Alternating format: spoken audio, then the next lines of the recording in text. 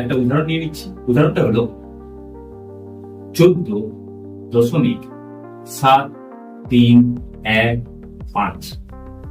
ধরো এইটাতে তোমাকে আসন্ন মান বের করতে বলেছে। তোমরা আরো বড় সংখ্যাও হতে পারে, ঠিক আছে? সবার ক্ষেত্রে একই নিয়ম। তো 14.7315 এই সংখ্যাটার যখন আমরা আসন্ন মান বের করবো, কিভাবে বের করবো? ধরো এখানে প্রথমে বলেছে 2 দশমিক স্থান পর্যন্ত। কত পর্যন্ত? 2 দশমিক স্থান। 2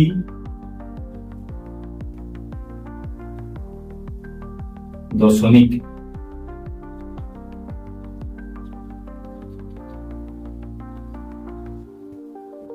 স্থান পর্যন্ত। দেখো এখানে 2 দশমিক স্থান কোনটা? 14.73। তাহলে এর যে 2 দশমিক, অর্থাৎ এইটা আমাদের 2 দশমিক স্থান। এই স্থানটার আমাকে বলেছে আসন্ন মান বের। তাহলে আমরা কি নিয়ম অনুযায়ী আমরা কি জানি যে যেই দশমিক স্থান পর্যন্ত বা 2 দশমিক হোক 3 দশমিক হোক, সেই যত পর্যন্ত বলবে তার ঠিক পরের সংখ্যাটা দেখবো। তারপরে কি আছে? 1 আছে। তাহলে 1, অর্থাৎ এটা আমাদের প্রথম নিয়মের মধ্যে পড়ছে। 0, 1, 2, 3, 4 এইগুলো যদি থাকে তাহলে কি হয়? আগের সংখ্যাটা আগের সংখ্যাই থাকে। অর্থাৎ এইখান থেকে আমরা লিখতে পারি 14.7315 এর আসন্ন মানের 2 দশমিক স্থান পর্যন্ত হবে 14.73। বোঝা গেল? এরপর আমাকে ধরো এইটা বলেছে 14.7315 এর 3 দশমিক স্থান পর্যন্ত বের করতে। কত?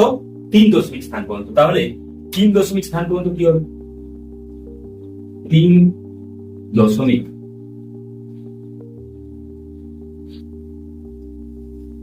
স্থান পর্যন্ত। দেখো 3 দশমিক স্থান পর্যন্ত আমরা কি লিখতে পারি? 3 দশমিক স্থান পর্যন্ত মানে কোন জায়গাটা বলছো বলো তো? এই জায়গাটা বলছে, হ্যাঁ কি না? এইটা আমাদের 3 দশমিক স্থান। এই 3 দশমিক স্থান অর্থাৎ 1 কথা বলছি। তাহলে আমরা ওর পরের সংখ্যাটা দেখবো।